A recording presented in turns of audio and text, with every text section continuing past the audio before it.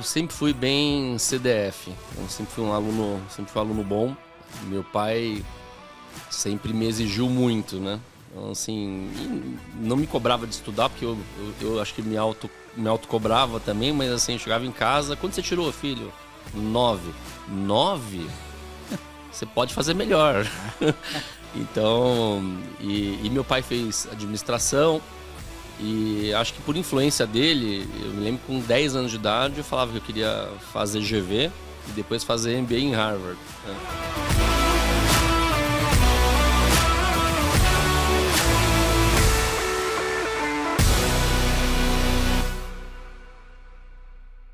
Olá, bem-vindos a mais um episódio do NS TechCast, nosso espaço aqui para falar de logística, de carreira, de pessoas que inspiram outros profissionais aqui do nosso setor. Hoje a gente tem um episódio muito especial de comemoração de 2 anos da NS Tech.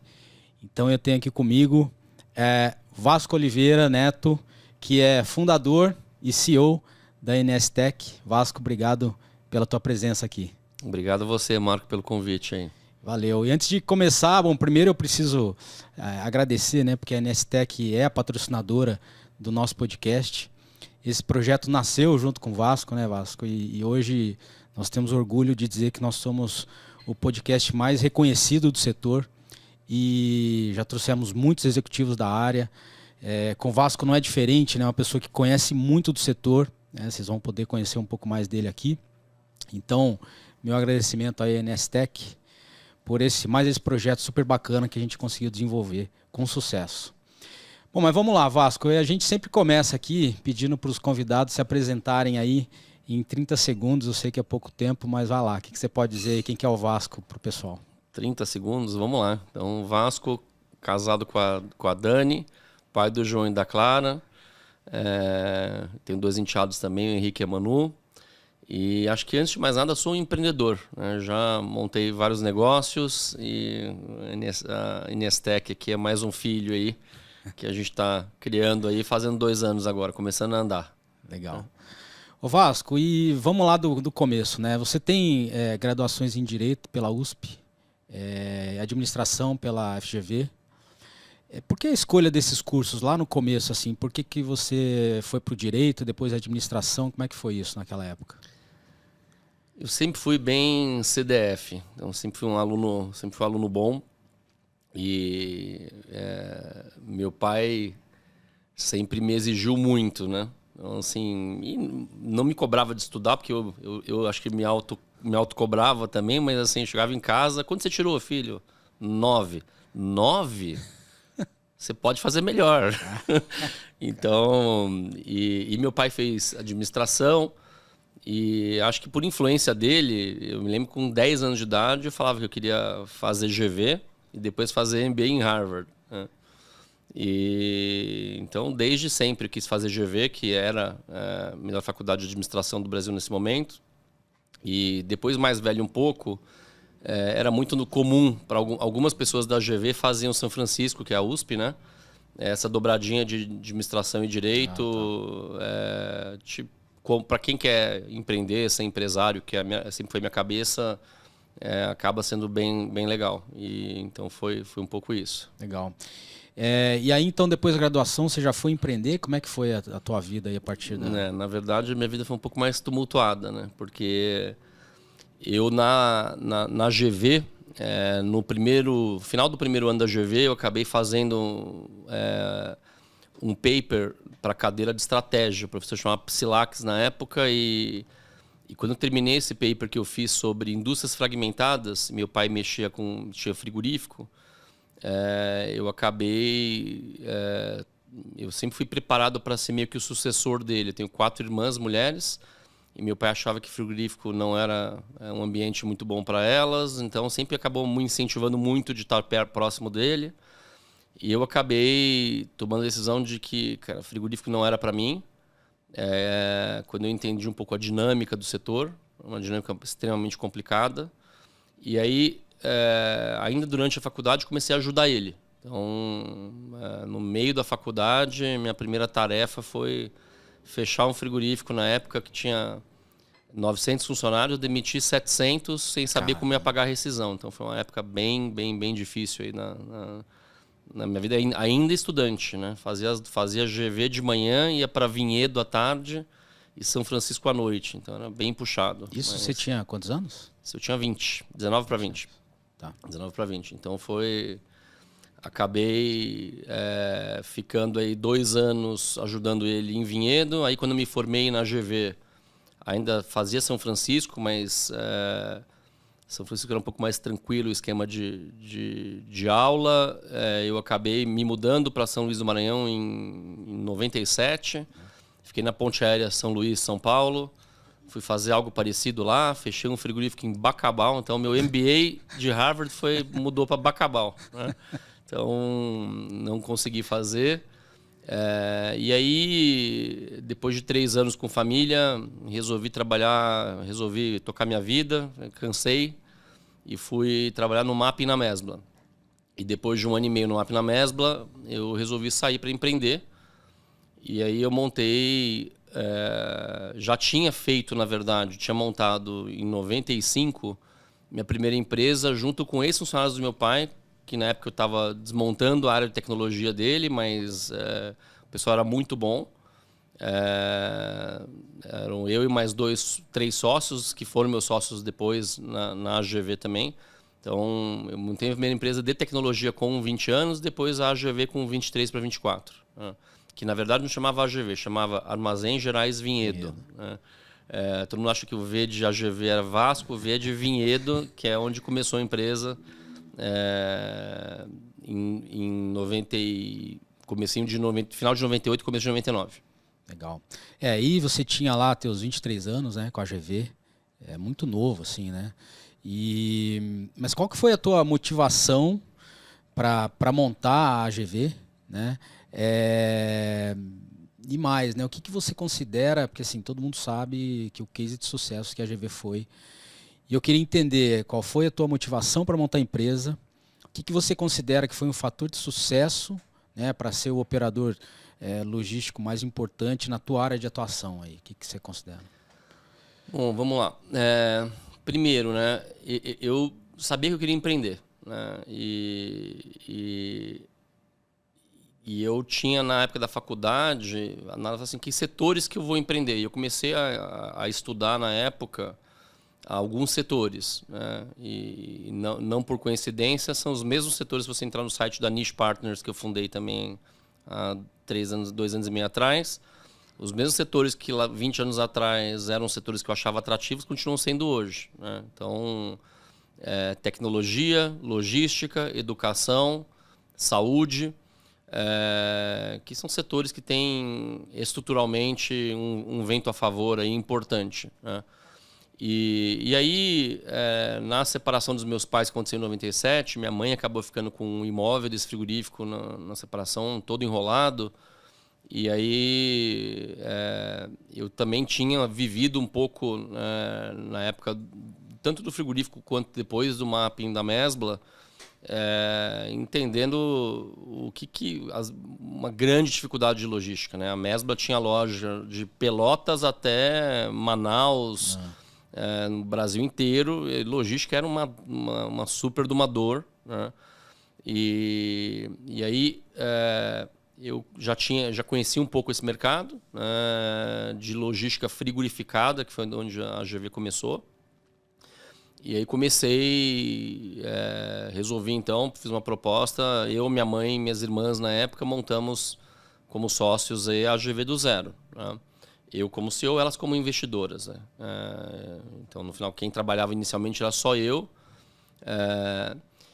E aí, falando um pouquinho, né, do que deu certo, eu acho que o que deu certo primeiro foi a gente ter, até por não ser do setor, né, muita humildade, de ouvir o cliente e de fazer o que o cliente queria. Então, eu acho que a empresa ela sempre teve um DNA muito forte de foco no cliente. Então, eu diria que a coisa mais importante foi a gente, de fato, entender o cliente e, obviamente, se adaptar muito rápido aí às necessidades do cliente, né? Mas não foi só isso, né? Eu acho que a GV me deu uma bagagem muito boa dessa área de estratégia também. E aí, contando um pouco da história, né? Eu montei, então, e a primeira cliente nossa foi, na época, a Vandenberg, que virou Unilever, né? Que já era Unilever na época. E a segunda foi a Kibon, que também é Unilever. Então, todas em armazenagem frigorificada. E aí eu tinha montado a empresa, 6 meses que tinha montado a empresa. Vem lá o gerente da época que cuidava da operação da Unilever e me dá uma carta de distrato dizendo que estava indo para um operador logístico, que foi a primeira vez que eu ouvi essa palavra, em 99, né? Que era a McLane, que estava vindo para o Brasil, que na época ainda era uma empresa do grupo Walmart, né? E aí eu falei, pô, preciso de fato fazer uma análise mais profunda, porque eu tinha feito, mas superficial, né? E aí comecei a estudar muito sobre o mercado de operador logístico que estava nascendo no Brasil, né? O mercado estava bem incipiente ainda e aí tiveram decisões muito importantes que sem dúvida explicam parte importante do sucesso da AGV, né? Uma delas tem muito a ver com a Nestec, que é entender que para gerar valor para o cliente, né, o foco em tecnologia ele era fundamental. Então a AGV nasceu muito com esse foco em tecnologia, incorporando depois a Alvo, que é essa primeira empresa que eu montei com 20 anos. E a segunda coisa é entender que a logística, que também tem muito a ver com a história da Nestec, ela ia ficar cada dia mais complexa, né? E para complexidade, você precisa ter muito foco e muita profundidade de conhecimento. Então, não à toa, se você entrava no site da Excel, que era a maior empresa do mundo inglesa, que depois a DHL comprou, eles já em 99 se posicionavam como vertical de indústria. Então, eu falei, puta, se esses caras que estão anos na frente já se posicionam assim, faz sentido. E a gente fez, na época, uma análise de setor e tomou uma decisão super difícil, que foi, olha, não vamos focar mais em alimento frigorificado, que era a origem, praticamente sempre o nosso faturamento vinha disso. E a gente resolveu focar em medicamento veterinário, que era o nicho do nicho, né? E não à toa a empresa que eu também sou CEO hoje chama Niche Partners, né? A gente gosta de nicho. De nicho. Legal. E aí, Vasco, só uma curiosidade aí para o pessoal até conhecer um pouco mais de você. Foram 20 anos, né, de AGV, de operador logístico. E eu preciso confessar, a gente visitou lá a operação, né, uma vez. E eu nunca tinha visto uma operação tão complexa e tão bem organizada, assim. Fiquei realmente impressionado com aquilo tudo. Mas durante esse período você ajudou a fundar a ABOL, né? A Associação Brasileira dos Operadores Logísticos, né? Qual que foi a motivação? Quais eram as dificuldades? Elas ainda permanecem? Como é que foi isso? Então, vamos lá. Eu acho que o Brasil, via de regra, a classe empresária é muito desunida, né? Então, são poucas associações, de fato, que funcionam, né? E eu confesso que eu tinha um bode de associação, porque nessa época que eu montei minha empresa, que eu fui ajudar meu pai, ele tinha montado também a Associação Brasileira dos Frigoríficos. Frigoríficos, olha só. E ele começou a se dedicar muito para a associação e pouco para os negócios dele, e eu até condenava muito isso na época, né? E isso me deu uma certa repulsa aí por muito tempo, né? E aí o que aconteceu foi que, assim, obviamente, estando aí 20 anos no setor, um pouco menos, porque a BOL foi fundada antes, né? Conhecia todo mundo, sempre me dei muito bem com os meus concorrentes, muito próximo de todo mundo. E aí a gente via a necessidade de uma evolução estrutural do setor que passava por ações conjuntas. E isso acabou... então, se reuniram um grupo aí de meia dúzia de pessoas na época, né? Inclusive, por falta de CEO na época, o primeiro, no estatuto da ABOL, eu acabei sendo o primeiro diretor executivo, só porque tinha que colocar para dar entrada na junta comercial. Logo na sequência, a gente acabou trazendo o César Meirelles. Sim. O Paulinho Sarti, grande amigo da Penske, foi foi o primeiro presidente do conselho. Eu acabei depois sendo presidente do conselho também por 2 anos. E foi uma época muito legal, porque no final foi uma associação que desde o começo eu acho que a gente tomou a decisão certa de ter um corpo executivo enxuto, de trazer estrutura desde o começo. Então, na época, eu trouxe a Integration, que ajudou a gente. Pedi para meus amigos da Integration lá uma ajuda. Então, eles vieram desde o começo ajudar a gente a montar um planejamento estratégico da Ball. Fizeram um trabalho super legal de benchmark do setor, para a gente poder começar até comparar as empresas. E foi uma época legal, me envolvi bastante aí, tive vários anos na diretoria até vender a companhia. Legal. Boa. E aí, Vasco, voltando lá para a tua vida de empreendedor, né? Você acabou vendendo a GV para a Solística e decidiu iniciar um novo projeto, que é a Nestec, né? Que inclusive agora está fazendo 2 anos. E aí eu queria entender, de onde veio essa ideia? Como é que foi essa história? Que dores você quer resolver com a Nestec? Conta pra gente aí. Essa história vem lá de trás, né? Então, conforme eu falei, eu acho que para mim sempre foi muito claro que para você ter sucesso na logística, a tecnologia era algo muito importante. E na AGV a gente tinha mais de 50 pessoas na nossa área de tecnologia. E durante muitas vezes a gente discutia se valia a pena a gente fazer um spin-off ou não da nossa área de tecnologia. Eu tive na GV vários sócios, primeiro um fundo americano chamado Equity International, depois a Tarpon, de quem eu sou sócio hoje, por último o Banco Itaú através do Quineia e um fundo americano. Tive também uma startup junto com a GV e com a Monax, então passei por muitos diferentes fundos brasileiros, americanos, minoritário, co-controle, enfim, passei por tudo que E a gente sempre discutia isso, né? De maneira estruturada. 3 vezes a gente chegou à conclusão que não era o momento da gente fazer isso, né? Mas, na prática, o que aconteceu nesses últimos 20 anos, né? A logística está cada vez mais complexa. Então, as cadeias de produção estão cada vez mais longas. É só ver o que aconteceu agora no Covid, né? Então, quando você começa a ter o problema de restrição de país, fechamento de fábrica, faltou produto, e muito da inflação que a gente vive hoje já tem a ver com esse problema no supply chain, né? E aí, por mais que a gente tivesse na AGV TMS, WMS, inclusive RP proprietários, a gente tinha que usar mais de 10 empresas diferentes de tecnologia para entregar a solução para o nosso cliente final. Como você falou, você visitou lá, é uma operação muito complexa, né? As pessoas, às vezes, a gente era muito forte, a origem, né, foi o foco inicial, medicamento veterinário. Primeiro que o medicamento veterinário, a logística ela vai para o interiorzão do Brasil, né? Segundo, que tem produto perigoso, inflamável e líquido. Tem produto resfriado, tem produto criogênico, armazenado em nitrogênio líquido a menos 196. Então, é bem complexo de fato, né? E para você gerir essa complexidade, tecnologia é fundamental, né? E isso explica grande parte do sucesso da companhia, sem dúvida alguma, né?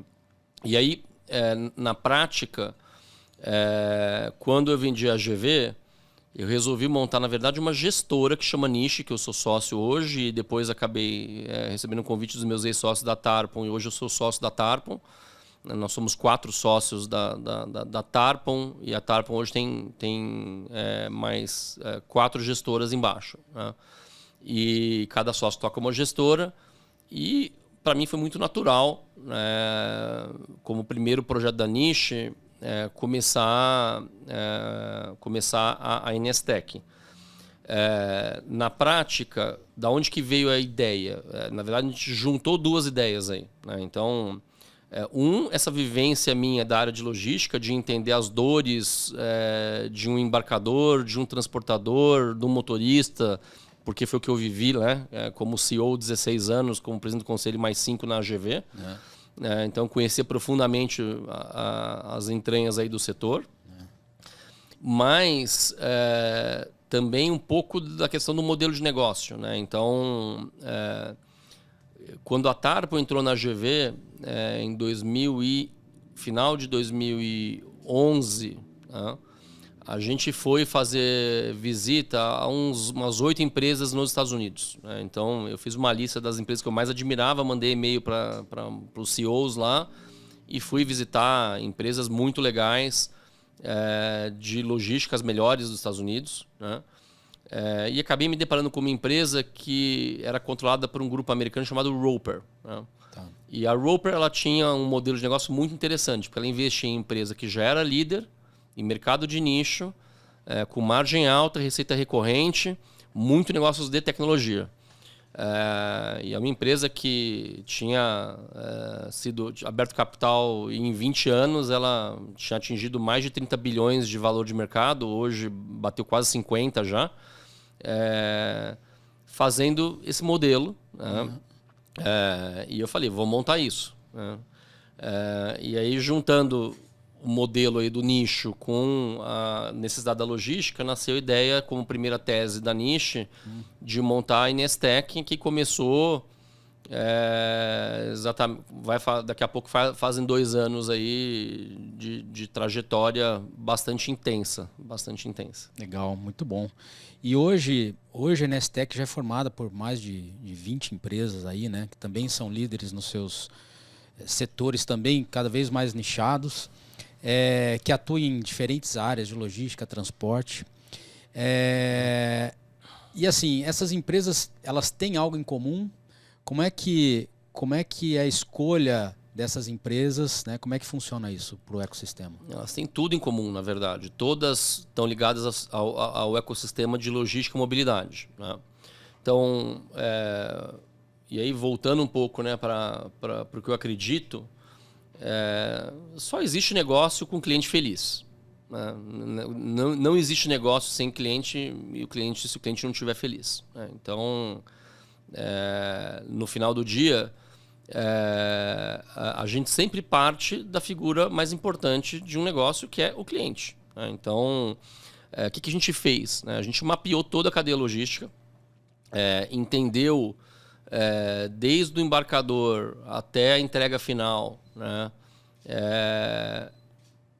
De uma certa forma, todos os fluxos, por onde passavam, quais softwares passavam, envolvendo não só, né, a cadeia física da logística, que sempre vai ter um embarcador que é o dono da carga, né, algumas vezes tem um operador logístico, quase sempre tem uma transportadora e sempre vai ter um motorista fazendo a entrega final, né?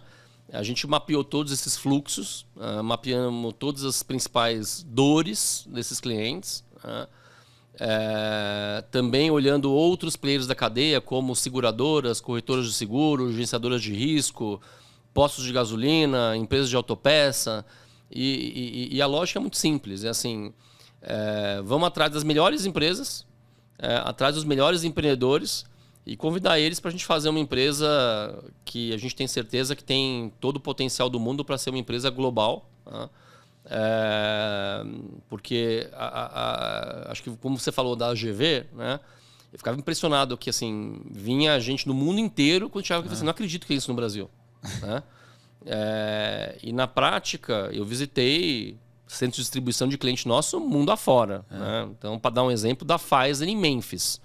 E o nosso centro de distribuição é muito melhor que o deles, né? Então, assim, aí você fala, a gente, no Brasil, está produzindo tecnologia de ponta que vai dominar o mundo, né? Tem todo esse potencial, né? Então, o grande trabalho nosso é muito fácil. Assim, o meu trabalho é o mais fácil do mundo. Fazer o que eu amo, convencer bons empreendedores a se juntar a um sonho aqui, e para atender os nossos clientes na cadeia logística completa, né? Então, hoje a gente já tem aí, sem dúvida, o maior ecossistema conectado aí de tecnologia para logística da América Latina. São mais de 100 produtos que atendem embarcadores, operadores logísticos, transportadoras. São hoje mais de 50 mil clientes já em 10 países, né? A Inestec, além de Brasil, nós estamos em 10 países ao todo, né? enfim, estamos aí 2 anos, daqui a pouco, porque não chegou lá ainda, mas até tem bastante coisa para acontecer. Mas é uma história que, assim, a gente se vê investido nesse negócio pelos próximos 50 anos. Né? Então, logística eu acho que ficou muito evidente agora na pandemia a importância da logística para todo mundo. Né? Então, seja dentro do país por causa do e-commerce, que todo mundo, quem não comprava, passou a comprar, né? Para receber em casa, ou cara, no B2B, né, essas dores que eu falei aí de falta de produto. Então, assim, a logística, ela sem dúvida alguma, ela é e cada vez vai ser mais importante nos negócios. Né? Então, um pouco do contexto geral aí. Legal. Ô Vasco, e aí falando, você falou que a Nestec já está em outros países, já está, né? Já atende outros países também.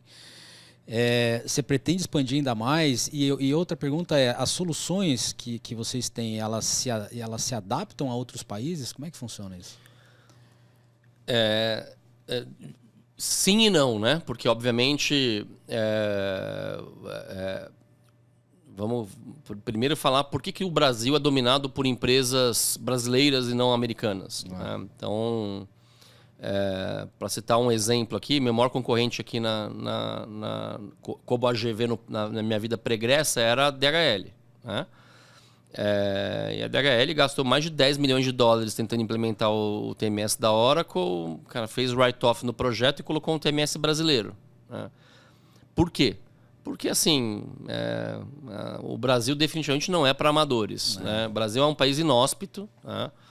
É um país complexo, um país burocrático, um país com regras fiscais completamente malucas, é um manicômio. Aliás, hoje é dia do empreendedor, vi de manhã aqui, parabéns para todos os empreendedores, vocês são malucos de empreender no Brasil, né? Mas é quem faz o Brasil para frente. Né? Então, no final do dia, esse país, grande parte do que o Brasil a gente deve aos empreendedores. Né? E hoje o Brasil é dominado em tecnologia por empresas brasileiras porque é muito complexo. Né? Você acaba tendo, muitas vezes, que fazer customizações para legislação fiscal, legislação Anvisa, ANTT, que um gringo fala, puta, deixa esses caras aí, não vou me preocupar com outros mercados maiores e menos complexos. Né? Isso também é verdade. Quando você vai para o México, também é complexo. Então, assim, obviamente, assim, você tem soluções aqui nossas que são universais, que funcionam no México, na África do Sul, em Londres ou nos Estados Unidos, né? Mas você tem soluções que acabam tendo particularidades. Né? O que eu diria, assim, a gente é PhD em gerir complexidade. Né? Então, é muito mais fácil ir daqui para lá do que vir de lá para cá. Né? Então, no final do dia, a gente hoje tem já uma meia dúzia de empresas que têm produtos e clientes nesses 10 países que eu falei. México, Colômbia, Peru, Equador, Argentina, Chile, Bolívia, Angola. Em breve aí tem o primeiro cliente nosso na Europa também. Estamos numa negociação final aí para pôr o pezinho na Europa também. Então, assim, vocês podem esperar aí que a gente vai construir uma empresa que vai dar muito orgulho para nós brasileiros aí, num setor que é fundamental para o mundo. Legal. Eu faço um paralelo. Eu trabalhava com software no HSBC, desenvolvia software lá muito tempo. E lá também, assim, para banco é a mesma coisa. O pessoal diz assim, os caras de TI para banco são os melhores do mundo, porque a complexidade que a gente tem aqui você não encontra em qualquer outro canto, né? E até depois que eu saí de lá, todos os meus colegas foram embora, foram levados para os Estados Unidos por conta disso. Então, eu acho que é o mesmo paralelo com logística, enfim. Total. Né? Então, Total. Isso é muito legal. Assim, quem se dá bem nessa selva aqui, se adapta em qualquer canto. Com certeza se dá bem fora. Né? Eu acho que, na verdade, eu tenho que fazer um downgrade da complexidade em outros países. Com certeza, né? é muito mais simples. É muito mais simples. E no final, é o que eu falo. Eu acho que assim, o Brasil tem um problema. O empreendedor brasileiro tem um problema. Que ele pensa pequeno, entre aspas, né, via de regra. Né? porque o Brasil é tão grande, né? Nós estamos falando de uma das maiores economias do mundo, estamos falando de mais de 200 milhões de consumidores, estamos falando de um país continental. Então, o brasileiro, ele fala, puta, eu não vou sair do Brasil. Eu visitei Israel faz uns 4, 5 anos, e Israel é um país minúsculo que não pode vender para vizinho, porque os vizinhos são todos inimigos. Né? Então, o empreendedor israelense ele já nasce com a cabeça de assim, vou montar uma empresa global. Né? E não à toa você tem, cara, empresas maravilhosas que nasceram em Israel. Para citar uma que a gente acaba usando todo dia quase, que é o Waze, né? Quem dirige aí certamente acaba usando o Waze, que é uma empresa israelense fantástica. Então, eu acho que no final do dia a gente tem muita coisa para fazer no Brasil, mas a nossa ambição ela é global, mas obviamente assim, precisamos dar um passo de cada vez, né? Claro. Então, também não dá para querer dominar o mundo antes da gente fazer nossa lição de casa aqui, que a gente está fazendo aí. Tem muita coisa pela frente, mas a gente vai se estruturar para isso no tempo. Legal. O Vasco, a gente falou bastante coisa assim sobre o que a NSTech né? Mas eu queria que você também comentasse assim, o que ela não é e o que ela não vai ser. Legal. Então vamos lá. Eu acho que essa pergunta é fundamental, né? Porque uma boa estratégia você começa respondendo o que você não quer ser. Né? O que você saber falar não é fundamental. Né? E o que a gente não quer ser? Nós não queremos ser concorrentes dos nossos clientes. Né? Então, quem são os nossos clientes? Nossos clientes são embarcadores, transportadores, motoristas. E o que a nossa razão de existir, né? O nosso propósito, que é melhorar o mundo através da logística, ele tem por trás ajudar os nossos clientes a crescerem gastando menos, a serem mais eficientes. Tá? E a gente acredita que, assim, quando eu montei a companhia, a maior parte das empresas que estavam tentando ir por esse caminho estava indo para o caminho de operar, né? De comprar e vender frete. Então, assim, o que a gente nunca vai fazer? Comprar e vender frete. Isso não é função nossa. Isso é função do nosso cliente. Tá? Então, a nossa função é digitalizar a logística do mundo, né? Ajudando o mundo a melhorar, ajudando a reduzir CO2, ajudando a reduzir caminhão rodando vazio, ajudando a reduzir trânsito, ajudando a reduzir morte nas estradas, ajudando a reduzir roubo. No final do dia, para isso, o que a gente não vai fazer nunca é operar. Então, assim, o nosso negócio não é concorrer com o nosso cliente, nosso negócio é cada um no seu quadrado, e a gente quer ser o grande conector desse ecossistema. Tá. Muito legal. O Vasco, assim, uma curiosidade minha é o que muda do Vasco, CEO da GV, um operador logístico, para o Vasco, CEO da NSTech, uma empresa fundamentalmente de tecnologia. Tem alguma mudança muito drástica aí nesse sentido? Não? Eu diria que tem mudanças bem importantes. Na GV, a gente tinha uma operação que tocava na carga, né? Então a gente operava. Né? Isso traz uma complexidade gigante, né? E você acaba tendo que buscar um modelo de também ganhar um modelo, diria, mais centralizado. Né? Um modelo mais centralizado, onde você busca escala naquele nicho que você está, né? Com mais centralização. Né? Qual que é a grande diferença da NSTech para a GV? Talvez seja o modelo mais descentralizado. Tá? Então, na prática,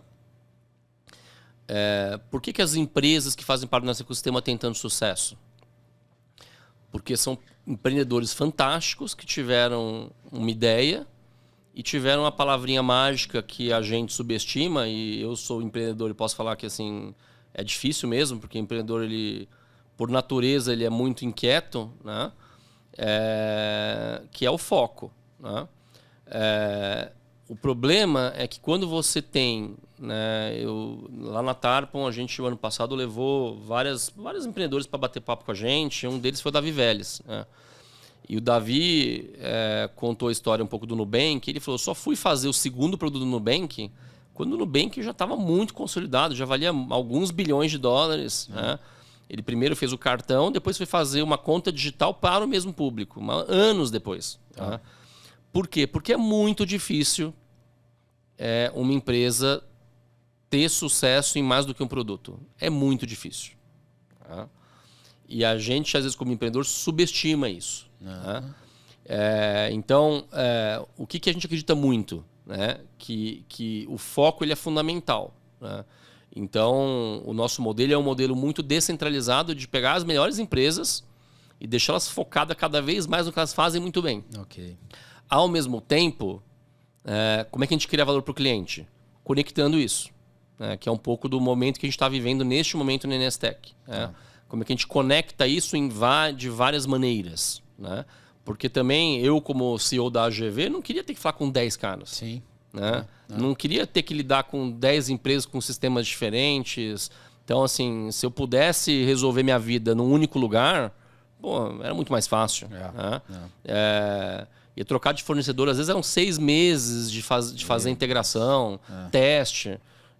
Então, assim, e acho que o mundo ele evoluiu muito, né? E a tecnologia mais ainda. Né? E hoje tem muitas coisas que a gente não tinha 10, 15 anos atrás que fizeram com que as coisas ficassem muito mais simples e, ao mesmo tempo, isso não chegou para o cliente. Tá? Então, acho que a nossa grande missão aqui na NSTech é simplificar essa vida do cliente. Tá? Então, e acho que a gente está caminhando muito bem nesse sentido. Muito legal. O Vasco, assim, eu acho que você é um dos caras mais antenados assim, que eu conheço. E aí, a minha pergunta é, para onde é que a gente está indo? Qual é o futuro da logística, na tua opinião? Assim, o que você vê? É uma pergunta complexa, né? Porque eu acho que, assim, primeiro, eu acho que é continuar aumentando a complexidade e a descentralização. Né? No fundo, o que a tecnologia ela faz? Ela te permite cada vez mais você descentralizar. Então, eu vou contar um pouquinho da minha vivência na GV para você entender onde que eu acho que isso vai parar. Né? Então, quando a gente começou a GV lá atrás com o operador logístico, contratava empresas grandes de transporte. Tá. Então, na época, uma Mercúrio, uma Atlas,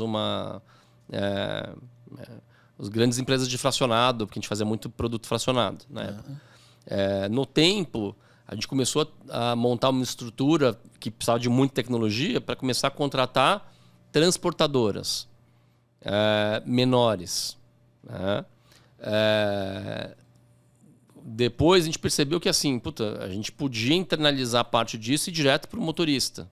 Tá. Para o autônomo ou para o agregado pequeno. Tá? No final do dia, se a gente olha um pouco, é o que vem acontecendo, né? Sim, então, se você pega um MELI hoje, ele vai direto para a pessoa física, né? Então, ele está montando uma estrutura de last mile que ele pega o cara que tem um carrinho lá e virou entregador dele, né? Você não faz isso sem muita tecnologia, né? Então, na prática, eu acho que o mundo ele vai continuar crescendo em complexidade, né? E a tecnologia ela é fundamental para você viabilizar essa complexidade. Né? Então, o Omnichannel veio para ficar. Né? A gente como consumidor, a gente quer comprar o que a gente quer comprar a hora que a gente quer comprar. Né? Tá lá no Uber, vai lá e compra para receber em casa ou para fazer um pick-up na loja. Né? Ou você vai na loja e compra para receber em casa. Então, assim, o mundo ele é cada vez mais dinâmico, né? E a logística tem que se adaptar a esse dinamismo. Né? Tá certo, eu concordo com você. E acho que isso é um caminho sem volta, só que a complexidade é exponencial. Né? Sem tecnologia não tem como. O Vasco, aí você contou pra gente aqui que uma postura ultrapassada é não abraçar o novo, né? Assim, não tem como muito você estar nessa posição. E hoje a gente fala muito sobre inovar, né? E além do tradicional. Mas assim, uma pergunta que eu queria te fazer existe algo que não deveria mudar? Ou seja, apesar de toda essa tecnologia, o que deve permanecer no nosso setor, assim, enfim? O que eu acho que nunca vai mudar, gente? Tecnologia é e sempre será um meio, né? E eu acho que no final do dia, por mais que ela vai automatizar muitas tarefas repetitivas dos seres humanos, no final do dia, as pessoas por trás sempre vão ser o mais importante, né? Qualquer negócio só existe por conta, né, das pessoas que estão lá montando esse negócio, trabalhando no dia a dia dos clientes, né? Então, eu acho que assim, o que não vai mudar a importância das pessoas, né? Eu acho que pelo contrário, né? A gente na Nestec tem uma BU que é exatamente de comunidade, conteúdo e educação, exatamente porque a gente acredita que assim, como que você lida com essa complexidade? Através de mais conhecimento, através de mais informação, através de mais troca com os seus peers, com os seus pares, né? E porque é isso, assim, hoje em dia o conhecimento ele é muito efêmero, né? As coisas mudam tão rápido que se você não estudar todos os dias, você se perde, né? Então assim, não tem um dia que eu não leio alguma coisa. Não passa assim, religiosamente eu leio todos os dias, né? Leio muito na internet, no celular, leio livro, assisto coisas na internet, participo de cursos, porque na prática assim, se você quer evoluir, né, profissionalmente ou mesmo como pessoa, e não dá para você desassociar essas duas coisas, né? Porque no final a pessoa é uma só, né? Você tem que evoluir na vida, né? E o conhecimento ele está disponível, né? Ao mesmo tempo em que é complexo, porque onde é que você acha esse bom conteúdo? Né? Eu acho que você faz um trabalho fantástico para a logística brasileira de ser um excelente curador de conteúdo, né?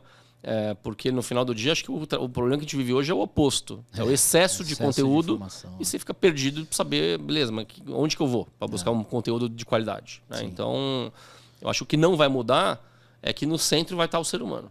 Isso não vai mudar nunca, né? Nós hoje na Nestec, nós temos mais de 700 pessoas desenvolvendo software. No final do dia, quem está desenvolvendo software é gente. Então, assim, tudo volta para a gente. Então, acho que isso não vai mudar nunca. Muito legal. O Vasco, e assim, a gente já contou aí, você é um empreendedor nato, né? Você disse pra gente também que você já passou por tudo que um empreendedor pode passar aí, né, nessa tua carreira. Mas teve algum momento que te fez pensar em desistir de empreender? Putz, vou virar CLT de uma empresa, alguma coisa assim, porque... Ou isso nunca te passou pela cabeça? Nunca, nem nos piores momentos. Acho que não conseguiria. Acho que não conseguiria. E não tem nada contra quem opta pelo oposto, né? Claro, porque claro. Na prática, assim, empreender é para muito pouca gente. E empreender no Brasil é para menos ainda, porque assim, de fato, se você quebra nos Estados Unidos, o mercado vê isso como uma pessoa que foi lá e aprendeu. No Brasil, cara, muitas vezes quem quebra não consegue ter conta no banco, nunca mais. Né? Então, é um negócio muito difícil. Eu realmente admiro demais quem opta por esse caminho empreendedor, né? E ao mesmo tempo em que eu falo que empreender é uma experiência de bipolaridade, né? Porque no mesmo dia você acha que você vai dominar o mundo e à tarde você acha que você quebrou, né? Então, assim, obviamente eu tô generalizando porque você tem setores que são muito mais estáveis que outros, né? mas na prática não me vejo fazendo outra coisa que não seja empreender. Né? Eu gosto muito. Né? E acho que no final, quando você vê o quanto você, como líder de um negócio, toca a vida das pessoas, muito de quem está dentro, né? É muito legal ver a quantidade de gente que está na logística hoje muito bem posicionada. Semana passada eu falei com 3. Você vai ver, um é diretor de uma super empresa, o outro é diretor de uma super transportador logístico. E caras que começaram lá comigo como estagiário, né? Vindo da faculdade. E o quanto você, de fato, fala, puta, minha grande escola foi ter trabalhado com você. Isso não tem preço. Né? E o impacto na sociedade, né? Porque no final do dia, quando você faz um negócio que, de fato, mexe a régua da sociedade, te traz muita realização. Então, poderia empreender em outra área, mas aliás, já empreendi bastante em outras áreas, mas não me vejo como um CLT. Fazendo. Mas e você acha que isso aí veio, enfim, veio do teu pai, tá no DNA? Como é que você vê isso? Eu não acho que está no DNA, porque você tem muita gente que é empreendedor que os pais eram funcionário público, conheço vários, né? Mas, sem dúvida alguma, se você olhar, a grande maioria, não em quantidade de quem é empreendedor, quem é filho de empreendedor dificilmente não vai ser empreendedor via de regra. Né? E, sem dúvida alguma, assim, a minha família é toda empreendedora. Né? Meus avós todos eram empreendedores do agronegócio, né? Eram empreendedores no ramo de pecuária e agricultura, né? Há mais de 100 anos. Meu pai, minha mãe sempre vieram desse negócio também, meus avós todos. Então, ninguém nunca foi CLT. Então, nunca vi isso em casa. Né? Então, obviamente, isso acaba te levando naturalmente para esse caminho, mas obviamente, empreendedorismo se ensina, né? É igual liderança. A liderança é nato, obviamente, parte tem a ver com DNA. Né? Eu era capitão do time do futebol da escola desde os 7 anos de idade. Então, então não dá para falar que não tem um pouco de DNA. Né? Mas se aprende. Né? Tem curso de empreendedorismo, tem literatura, tem... na internet muita coisa aí para você aprender, né? Mas que, aliás, eu acho muito legal, porque hoje em dia os empreendedores eles acabam dividindo muito, né, da sua jornada, né? Acho que o lado negativo é que às vezes romantizam demais, né? Como se empreender fosse uma coisa ultra cool e tranquila. É tudo menos isso, né? Cool até pode ser dependendo do que você faz, tranquila definitivamente não é. Né? Então, às vezes cria uma imagem que não tem nada a ver com a realidade, mas é muito legal. Legal. Ô Vasco, eu te perguntei um pouco, né, se em algum momento você pensou em não fazer isso, mas agora o contrário, né? Tem algum momento assim marcante para você que você disse assim, putz, foi para isso que eu trabalhei tanto, é para isso que empreendi? Tem algum momento que te marcou muito assim? Tiveram alguns. Eu acho que um momento que para mim foi muito especial foi quando eu inaugurei, por exemplo, o centro de distribuição da AGV novo lá em Vinhedo, que foi na época um investimento há mais de 10 anos atrás, de mais de 100 milhões de reais, o maior empreendimento da América Latina, eu tinha 31 anos de idade. Para a cadeia de saúde, né? Então, aquele momento também foi um momento super especial. Acho que a NSTEC tem sido uma jornada muito legal, assim, sem dúvida alguma. Me vejo aqui por muitos e muitos anos em diferentes papéis no tempo, mas Porque é isso, né? No final do dia, não é trabalho, ainda ganho para fazer isso, então tá bom. Ótimo. Né? Assim, para mim é diversão. Legal.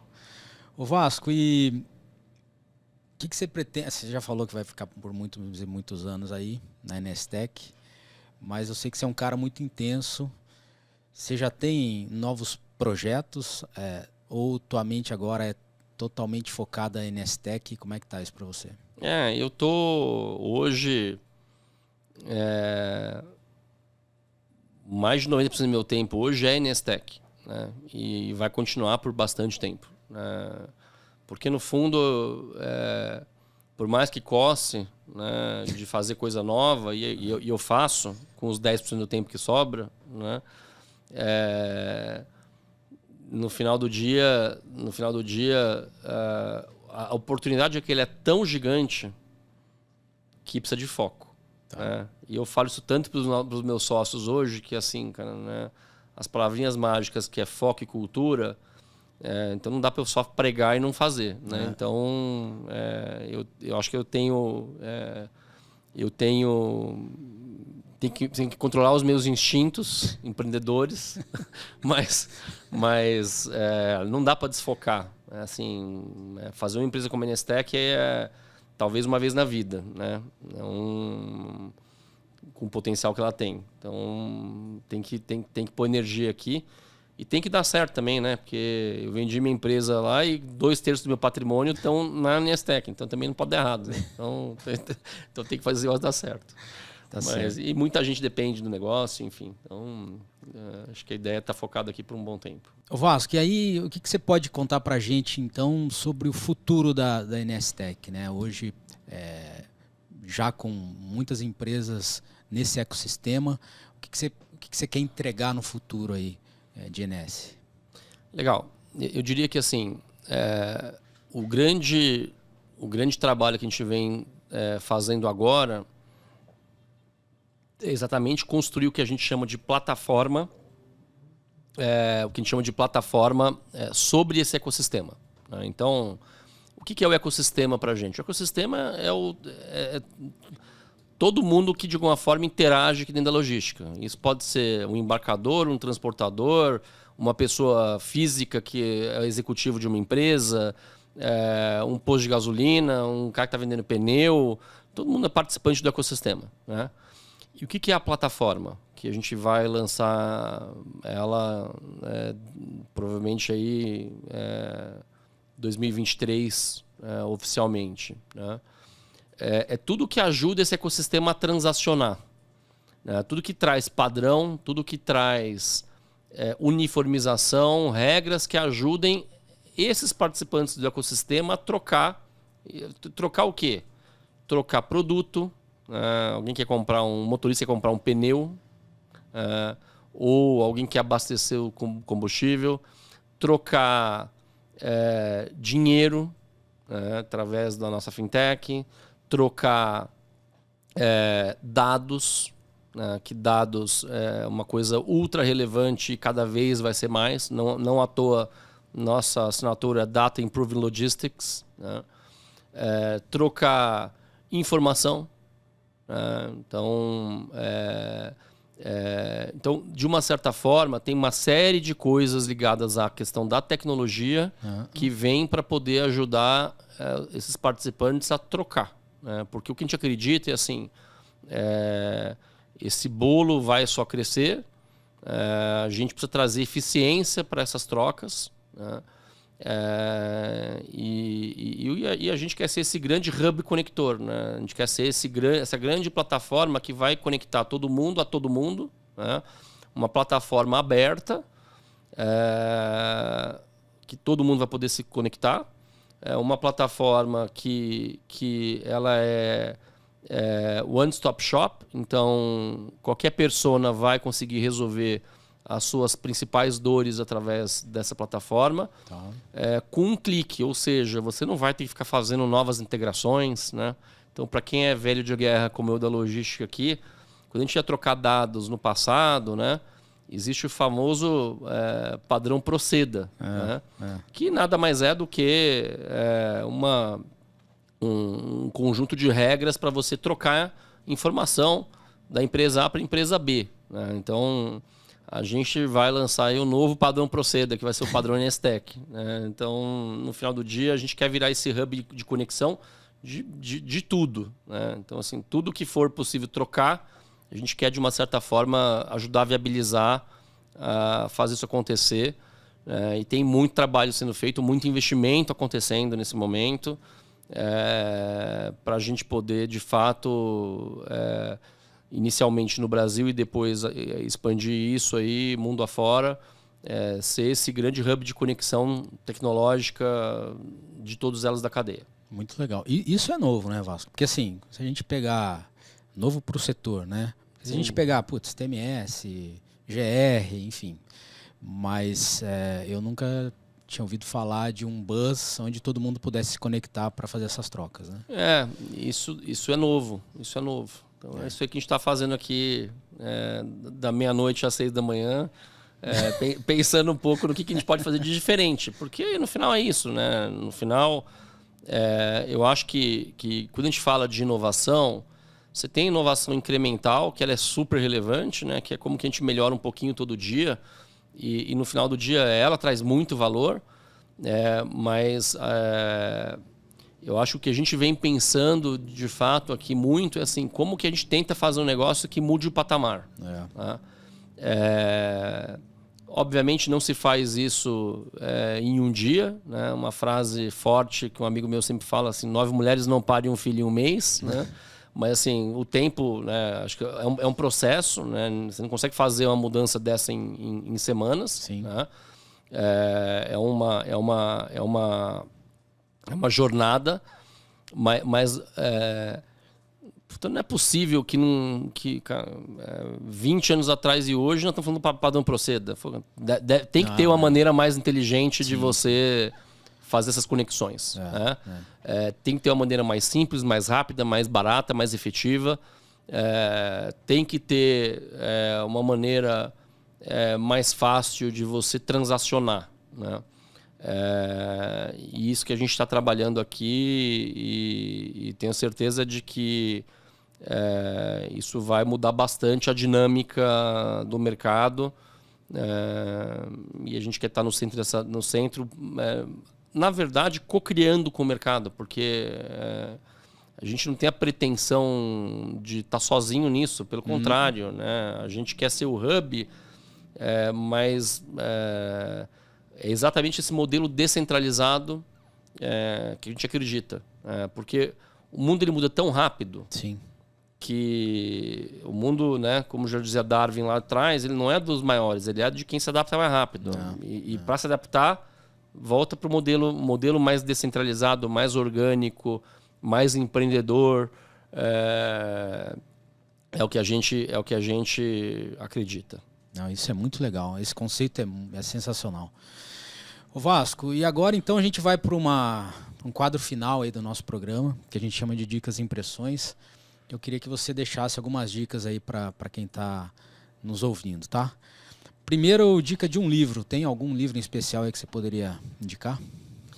Puta, eu leio muito, mas um dos livros que mais me marcou de empreendedorismo, um livro do Ben Horowitz, que hoje mudou lá da mesa, né? Não deixa de estar empreendendo, mas como eu também, no mundo de investimento também, da Andreessen Horowitz, que é um dos principais venture capitals do mundo, que ele conta a jornada empreendedora dele, né? The Hard Things About the Hard Things, ou em português, o lado difícil das situações difíceis, que é um livro que todo empreendedor deveria ler, porque ele traz uma pegada muito real e com dicas ótimas para quem quer empreender. Legal, boa. E uma personalidade que te influenciou, tem alguém aí em especial? Bom, acho que assim, não são personalidades para os outros, mas são para mim, né? Meus pais, que acho que me influenciaram muito, né? Tanto meu pai quanto minha mãe. Mas quando eu penso numa pessoa, já que a pergunta é uma personalidade, né? Eu acho que o maior empreendedor brasileiro de todos os tempos, que é o Jorge Paulo Lemann. É uma pessoa que construiu uma empresa global, como a gente quer fazer, que mais do que isso construiu uma cultura que, com todos as questões que você pode não gostar, mas não dá para falar que não é uma pessoa que é muito focada em gente, né? É uma pessoa que está sempre se reinventando, né? Com 80 anos de idade hoje, né? E falando e querendo aprender toda hora e fazendo coisa nova toda hora, investindo em tecnologia. Então, sem dúvida, para mim sempre foi uma referência muito forte. Legal. Tem alguma frase preferida que você usa aí no teu dia a dia? Ixi. Frase, o que mais fala é frase. Então, assim, faz um livro de frase. Mas eu acho que, assim, para falar, então, do que eu acho que é mais relevante, né? Talvez uma frase que tem a ver muito com o que eu acredito, né? Para tocar um negócio, que é uma frase famosa do Steve Jobs, que é foco a dizer não, né? Então, no final do dia, menos é mais, né? Então, acho que foco a dizer não fala muito do que eu acredito. Legal. E um conselho, Vasco, para quem está começando aí no setor, né? Como você lá nos teus 20 anos, que você pode dizer aí para quem está começando? Vou de novo para esse mantra. Vou falar o que eu falo para o meu sócio todo dia, né?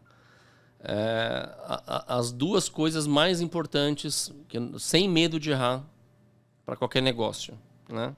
Foco e cultura. Então, eu acho que seja você empreendendo ou como executivo,